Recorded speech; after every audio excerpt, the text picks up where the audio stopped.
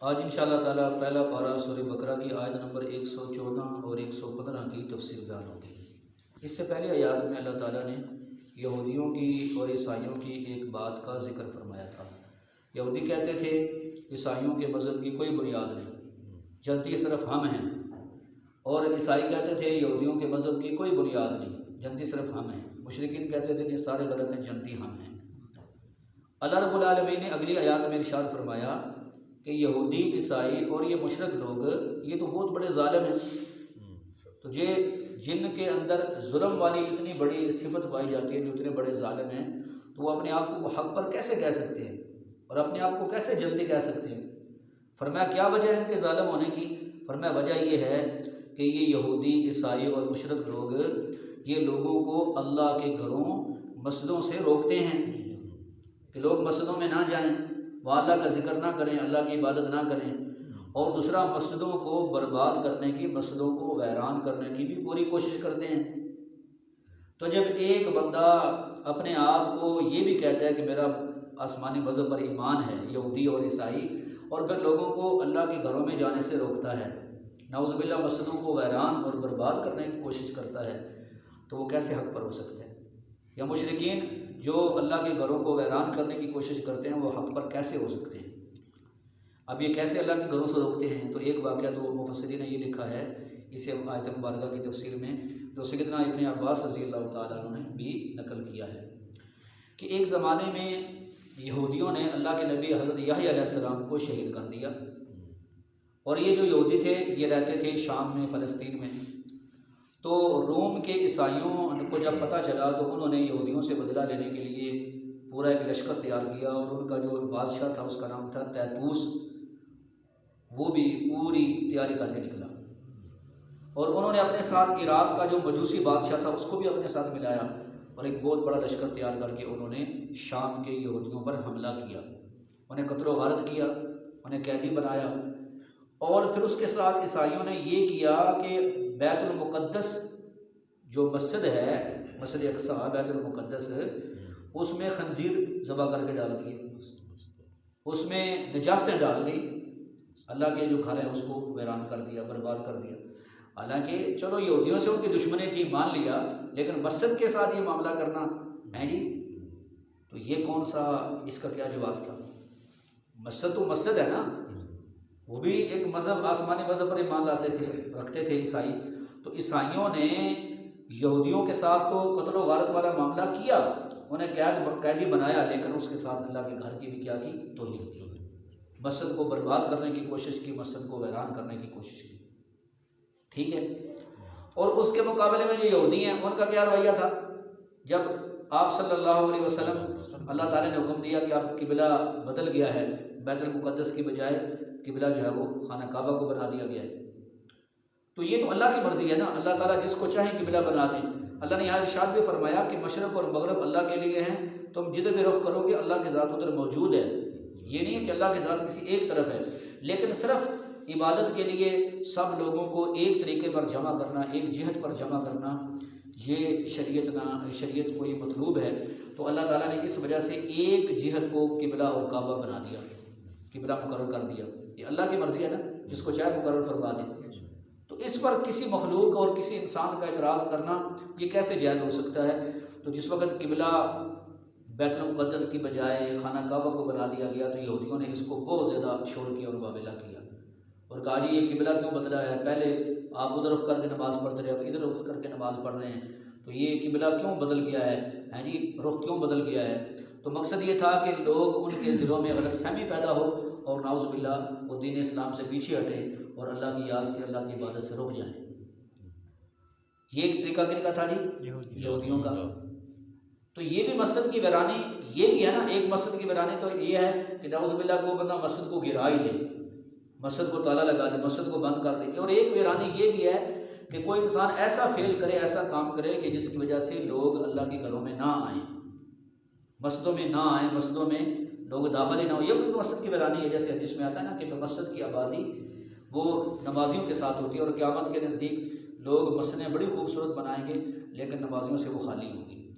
فرمایا یہ قیامت کی نشانی ہوگی کہ مسجدیں بڑی خوبصورت بنیں گی لیکن نمازیوں سے خالی ہوں گی۔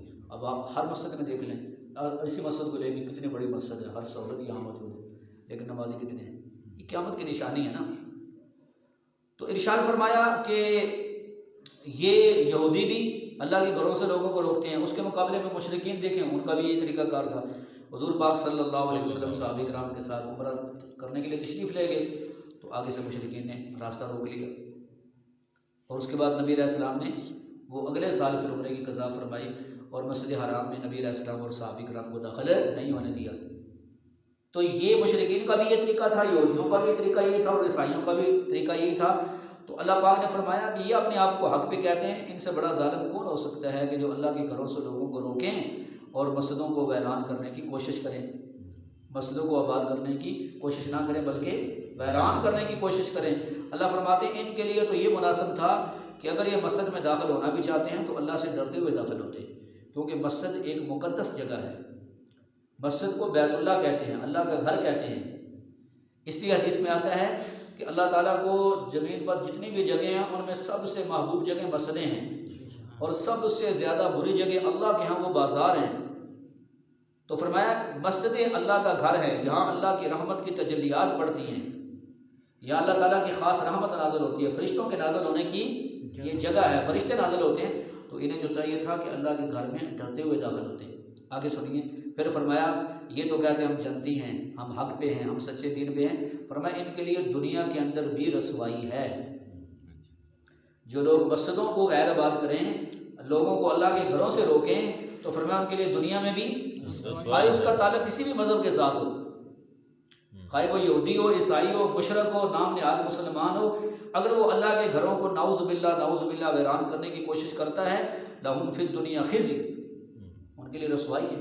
اور ہمارے سامنے پوری تاریخ ہے، کتنے لوگ ایسے ہیں ظالم اور جابر جنہوں نے اللہ کے گھروں سے لوگوں کو روکنے کی کوشش کی، ان کا کیا انجام ہوا؟ پھر دنیا کے اندر رسوائی، اور فرمایا وَلَهُمْ فِي الْآخِرَةِ عَذَابٌ عَظِيمٌ، اور ان کے لیے آخرت کے اندر بھی بہت بڑا عذاب ہوگا۔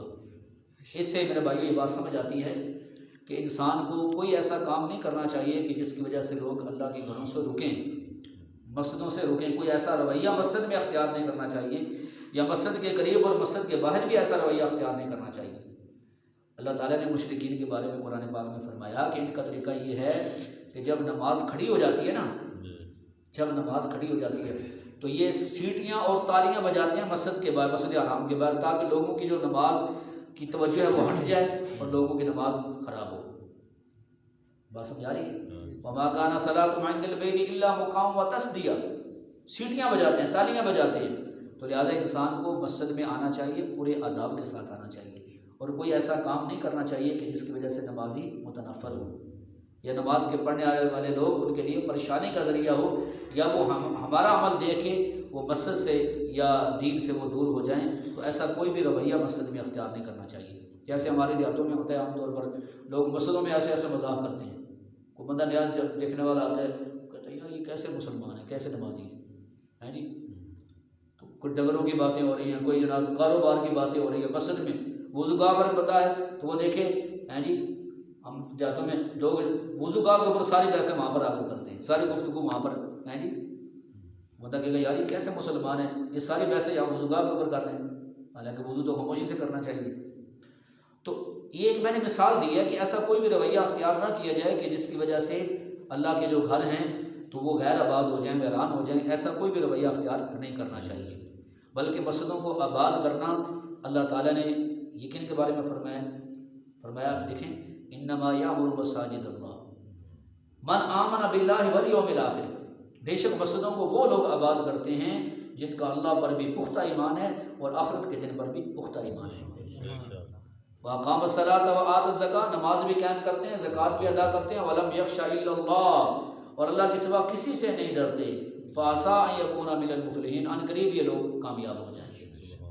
تو مسجدوں کو میرے بھائیوں آباد کرنا یہ ایمان والوں کا کام ہے، اور مسجدوں کو نعوذ باللہ غیر آباد کرنا میرے مسلمان بھائیوں یہ کن کا کام ہے؟ جو نافرمان ہیں ان کا یہ کام ہے۔ پھر آگے مشرکین کا جو وہ کہتے تھے جی اللہ پہلے مسلمان ایک قبلے کی طرف رخ کر کے نماز پڑھ رہے تھے اب دوسرے کی طرف، تو اس کا جواب یہ آ گیا کہ بھئی یہ قبلہ مقرر کرنا یہ تم میں سے کسی کے اختیار میں نہیں ہے، نہ ہی کسی کے لیے جائز ہے۔ یہ جس خالق اور مالک نے ساری جہتیں پیدا فرمائی ہیں یہ اسی کا کام ہے، اور وہ اس کی مرضی ہے کہ وہ جتنا مرضی ہے ہمیں حکم دے، ہم اس کی طرف رخ کر کے نماز پڑھیں گے۔ باقی ایک بات سمجھ لیں کہ یہ جو کعبہ ہے نا، خانہ کعبہ، اس کو اللہ تعالیٰ نے قبلہ قرار دیا۔ کس نے قرار دیا؟ اللہ کی مرضی ہے۔ اور ایک وجہ یہ بھی ہے کہ اصل میں یہ جو جگہ ہے یہاں اللہ تعالیٰ کی ایک خاص تجلی رحمت کی پڑتی ہے جو اللہ کی ذات کے بہت قریب ہے، اللہ کی ذات کے بہت قریب ہے، وہ تجلی یہاں پر پڑتی ہے۔ جیسے مسجدوں میں اللہ کی رحمت نازل ہوتی ہے، یہ مقدس جگہ ہیں، ایسے وہاں پر بھی خاص اللہ کی رحمت کی تجلی نازل ہوتی ہے جو اللہ کی ذات کے بہت قریب ہے، اس لیے اس کو رخ قرار دیا کہ ادھر رخ کر کے نماز پڑھو۔ باقی ہم خانہ کعبہ کی پوجا نہیں کرتے، نہ ہی خانہ کعبہ کی عبادت کرتے ہیں، وہ صرف ایک رخ ہے، ایک قبلہ ہے۔ عبادت کس کی ہے؟